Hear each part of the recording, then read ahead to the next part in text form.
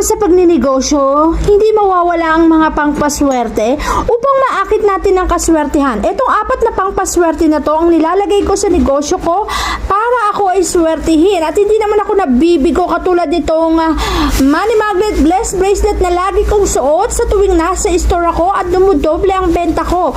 Ito namang money magnet wishing lucky charm hugis kamay, inaakit nito ang mga customer sa iyong pwesto at sa iyong tindahan upang sila ay dumayo sa iyo at doon na sila mamalagi at bumili. Kaya naman, dumadami ang customer kapag meron ka nito sa cash box o lalagyanan ng pera mo. Kaya ito naman, ilalagay mo to sa pitaka mo, 2 pangpaswerte, andito na. Kaya naman, doble ang kita mo. At syempre, etong numero 8 na infinity o walang katapusan ng daloy ng swerte sa buhay mo, sambitin mo lang ang 3 orasyon at ang 3 dasal na sagin, sagi, sagdu upang ikaw ay